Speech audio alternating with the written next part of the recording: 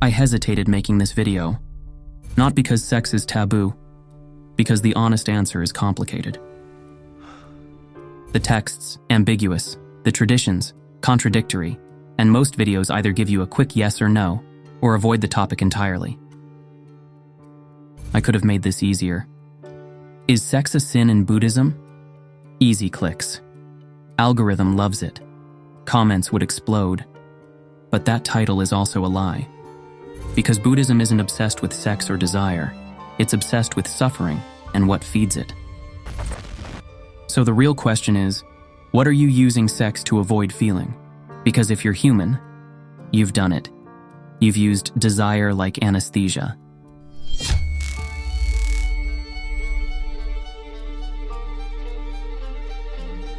I'm Matt. You're watching Buddha's Wisdom, and today we're doing what most videos avoid with this topic. We're going honest. No clickbait, no shame, no fantasy. What the actual texts say, what monks practice, what lay people do, and why Tantra isn't what you think. This is going to make you uncomfortable, not because of the subject, but because the real questions are harder than, is this allowed? Not permission, not prohibition, awareness. Let's start with what Buddhism actually asks.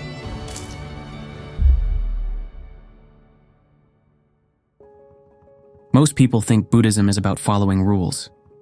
It's not. It's about seeing clearly. You get the thing you wanted, someone, attention, a swipe, a night, and the next morning you feel hollow. You weren't looking for sex. You were looking for validation, for distraction from loneliness, for proof you're wanted. That's what Buddhism is asking about, not the act, what you're using it to avoid. The Buddha taught something radical in the second noble truth, recorded in the Dhammacakkappavattana Sutta. Craving, tanha in Pali, causes suffering, dukkha. Not desire itself, the compulsive need for things to be different than they are. The diagnosis is simple. Craving doesn't just chase pleasure, it manufactures pain. 3 words clear up most of the confusion. First, tanha, craving, thirst. This is the driving compulsion, the need for pleasure. Not enjoying sex, needing it to feel alive. Not the pleasure, the reaching, the desperate grasping for it, the feeling that you're incomplete without it. Second, upadana, clinging, attachment.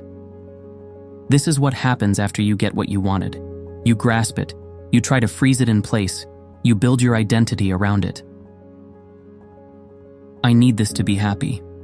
I need this person. I need this feeling to last forever. That creates suffering. Third, kama, sensual pleasure. Sex, food, comfort, beauty, pleasant experiences. Buddhism doesn't say these are evil. It says they're unreliable foundations for happiness. You can enjoy them. The question is, can you enjoy them without needing them? Without building your sense of self around them? The question isn't, can I have sex? The questions are you using this to escape loneliness? Can you experience intimacy without possessing someone? Can you let go when it ends without collapsing? Most people can't answer yes. This isn't about being good or bad. It's about whether desire is driving you, or you're seeing it clearly. The Buddha keeps pointing to one thing. The mind that grasps is the mind that suffers. Be honest, when you want sex, do you want pleasure, or do you want relief? And if you're honest, you already know the answer. So if the problem is attachment, not sex itself, why do monks remove sex entirely, while lay people aren't asked to?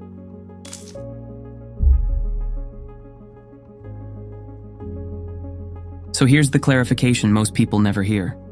That's not how this works. Buddhist monks follow the Patimokkha, 227 rules recorded in the Vinaya Pitaka. These aren't suggestions. They're the training code. One of the 4 parajika offenses, the defeat rules, is sexual intercourse. For a monk, that ends the ordination. 1 violation, you're out. Why? Not because sex is evil, because monks are on a different path. They're practicing intensive meditation 6 to 8 hours a day. They're trying to uproot craving at its deepest level. And to do that, they remove variables. Relationships take energy, not just time, attention. And attention is what practice requires. They create attachment. They create distraction. If you're trying to meditate deeply enough to see the nature of reality, those become complications. 6 hours of meditation, your back aches, you're watching your breath, and a memory surfaces, a face, a touch. The mind starts spinning. If the mind had the option, it would want to chase it. So monks remove the option. So monks choose celibacy, not as punishment, as optimization for a specific kind of practice. But most Buddhists throughout history weren't monks. They were farmers, merchants, parents, married people living in the world, and they followed a different code. Monks, 227. Laypeople, 5. The 5 precepts, Panchasila. Don't kill, don't steal, don't engage in sexual misconduct, don't lie, don't use intoxicants that cloud the mind. Notice number 3. It doesn't say don't have sex. It says don't engage in sexual misconduct. In Pali, kāmesu micchācāra, sexual misconduct. So what counts as misconduct? The 3rd precept is generally understood as avoiding sex that involves harm, deception, or exploitation. Harm, rape, coercion, abuse, deception, cheating on a committed partner, abuse of power, teacher-student, boss-employee, exploiting vulnerability, violating commitments. If you promised monogamy, breaking that is misconduct. The precept isn't about policing pleasure. It's about preventing harm and delusion. The training isn't be pure. The training is don't harm.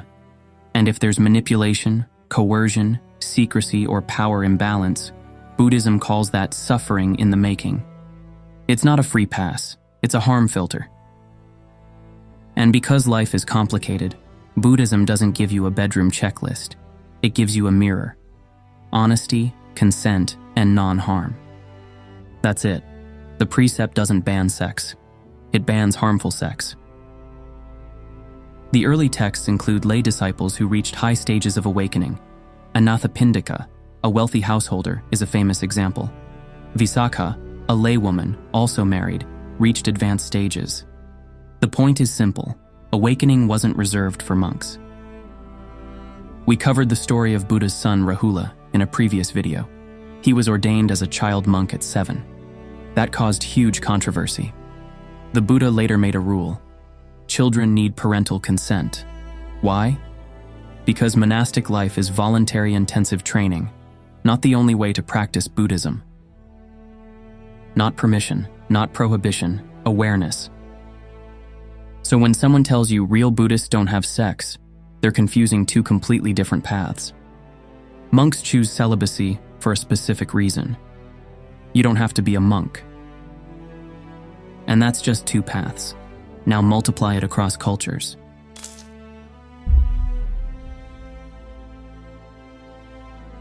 In Japan, most Buddhist priests are married. They have kids. They run family temples. Thai forest monks take it further. Strict boundaries with women, minimal interaction, and intense renunciation. One tradition, multiple interpretations. Picture a Japanese priest. Morning prayers, then breakfast with his family.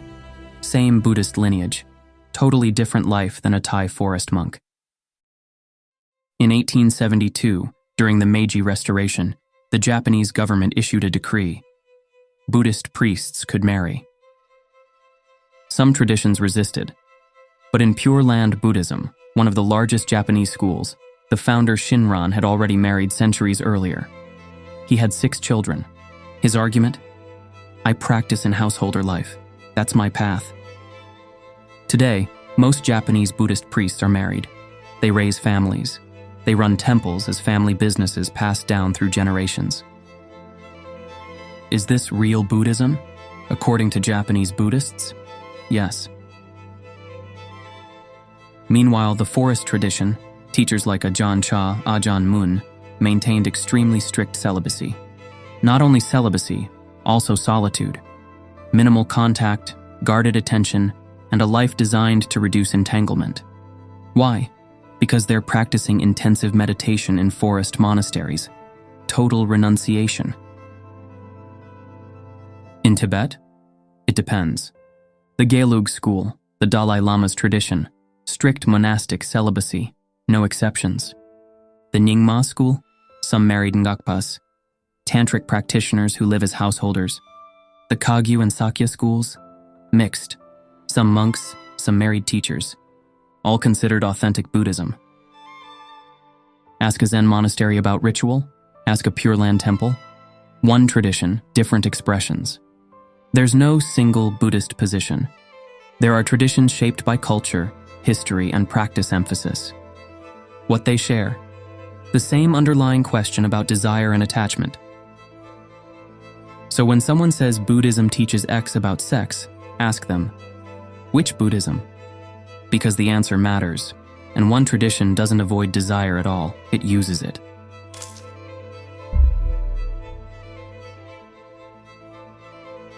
We made a whole video on Tantra, linked above, but we need to address this directly, because when people hear Buddhism and sex, they think Tantra, and they're wrong about what that means. Spa music, massage oils, sacred sexuality workshops, weekend couples retreats, basically foreplay with Sanskrit words. In the West, we turned Tantra into a brand. In Vajrayana, it's a discipline. Tantra is an advanced practice within Tibetan Buddhism, specifically Vajrayana. It involves deity yoga, visualizing yourself as an enlightened Buddha. Nondro, 100,000 prostrations, mandala offerings, Vajrasattva mantras, years of preliminary training, understanding of emptiness, shunyata, guru authorization required. And yes, in some advanced practices, sexual union can be used as meditation, but not how you think. The image you've probably seen, often symbolic, is a male and female deity in embrace. This is called yabhyam. It represents the union of wisdom, prajna, the feminine principle, and compassion, karuna, the masculine principle. The practice uses sexual energy, the most powerful biological drive, to demonstrate non-duality, the collapse of subject-object distinction, the dissolution of self. It's not recreational, it's not about pleasure, it's about using one of the strongest experiences of merger to realize emptiness. Imagine a retreat so intense, darkness, silence, where the self starts to loosen.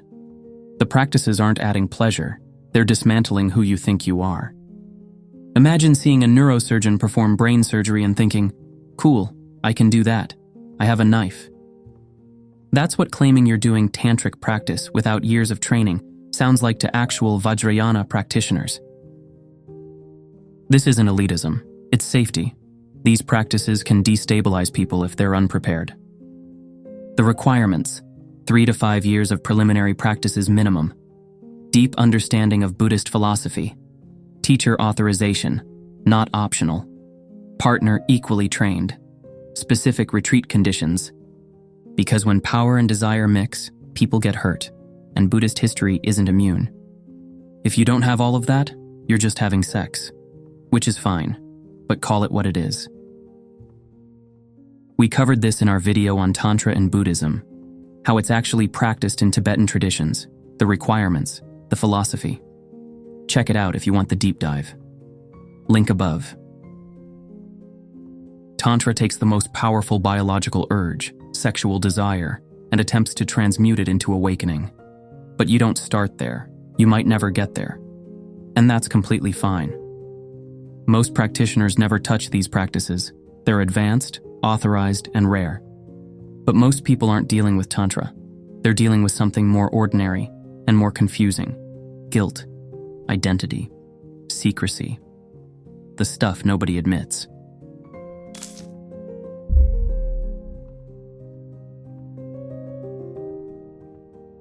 Okay, honest answer time. What does Buddhism say about same-sex relationships, gender variance? The early texts don't address these questions the way we ask them now. So if you're looking for a clean paragraph that settles 2026 debates, you won't get it.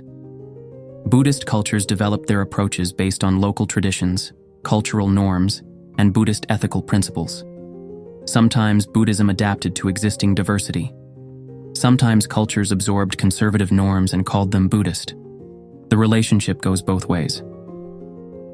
The Pali Canon focuses on harm, deception, power abuse when defining sexual misconduct. Gender of the people involved?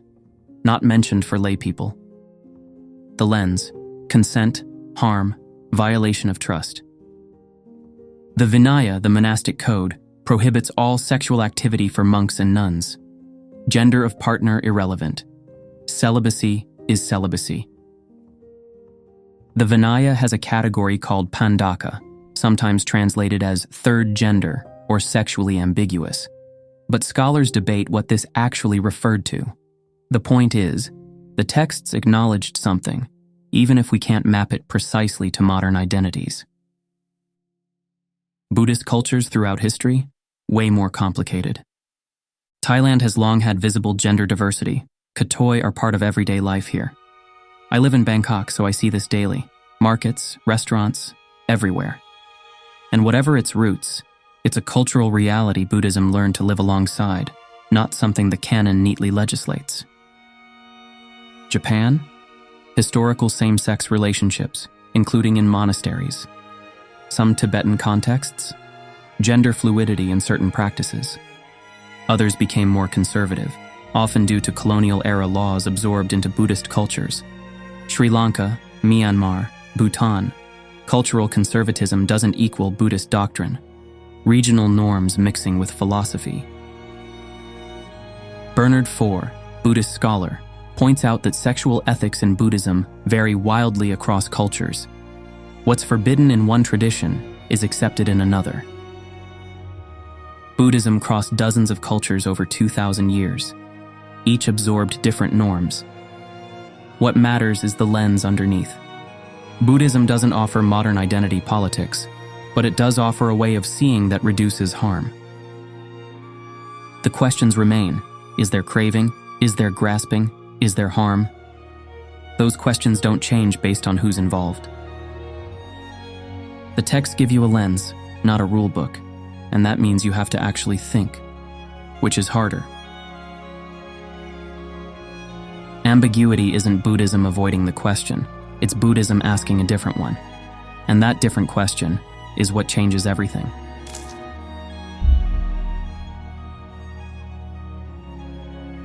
After all this ambiguity, you might be wondering, does Buddhism even have a position? Yes. But it's not about rules, it's about how you ask the question. Many religious traditions use moral categories, sacred in certain contexts, sinful in others. Rules-based, permitted or forbidden, focus on purity, sanctity, divine commandment, external authority, scripture, religious law, institution. Buddhism uses psychological causation. Does this increase suffering or decrease it?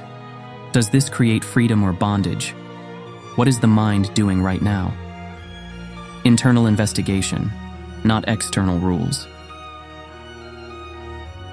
You're at a party. Someone asks, can Buddhists have sex before marriage? You could answer with rules, or you could ask, are you asking because you're scared? Or because you actually want to understand suffering? Buddhism doesn't make a list of sex is okay here, not okay there. It asks, is there harm? Is there craving? Is there grasping? And those questions apply regardless of context. Straight, gay, married, single, monastic, lay. This doesn't make Buddhism better. It makes it structurally different. Not permission, not prohibition, awareness. So next time you ask, is it allowed? Try asking, what is my mind doing right now? And then there's a story that shows this method in the most uncomfortable way possible.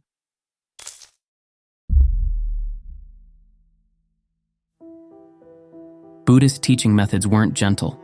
The Buddha sent monks to watch corpses rot, had them meditate on their own future decomposition, used shock to break through delusion.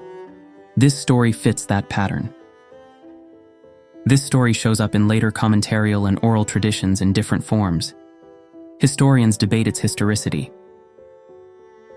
A monk went to the Buddha with a problem. He was tormented by sexual desire. His meditation was collapsing, and the Buddha sent him to a brothel. But not for the reason you think. The instruction: sit and observe. Don't participate. Don't suppress. Watch desire arise. Watch it intensify. Watch it pass. Watch it arise again. See it clearly without acting on it. The monk sits in the corner. Desire hits him like a wave. The instruction: don't move. Just watch. Watch it rise. Watch it peak. Watch it pass. Over and over. Until he sees it clearly. It's weather. It moves through him, not who he is. The Buddha's method was often the same. Look directly, stay, observe, let it pass. Like exposure therapy, you don't run from the trigger, you meet it with awareness until it loses power. The prostitute became his teacher, not in sex, in impermanence. You don't defeat craving by suppressing it. That creates tension. You don't defeat it by indulging it. That reinforces it. You defeat it by seeing it clearly. Desire arises. Desire passes. It's not who you are. You don't have to act on every impulse. Whether this story happened or not, the method is real. Expose craving to awareness until it loses power. And if you've ever watched your mind spiral around a craving, you already know this is real. If you hear this story and think, cool, Buddhism endorses brothels, you missed everything. The practice is seeing craving without being controlled by it. So what does all of this mean? Where does it leave you?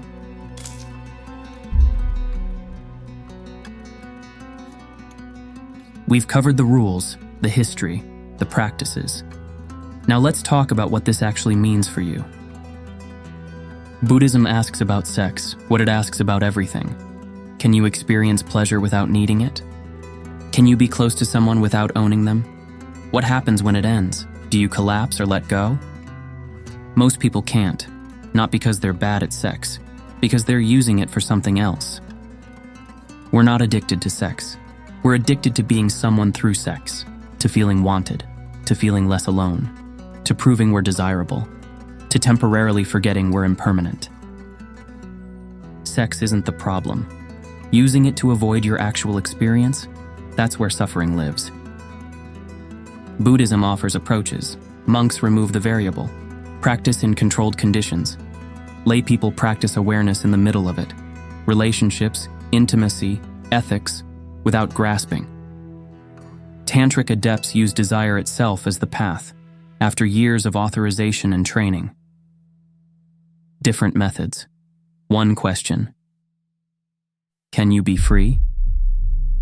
Not free to do whatever you want, free from needing anything to complete you. Not permission, not prohibition, awareness. That's the question, and it's way harder than, is sex allowed? The question never goes away, that's the point.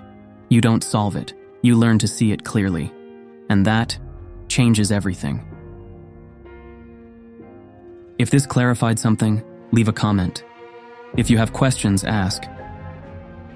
And if you want to understand more about desire and attachment, check out our Death in Buddhism series, where we cover how craving creates the cycle of rebirth, or our video on Tantra, where we go deep on Vajrayana practices.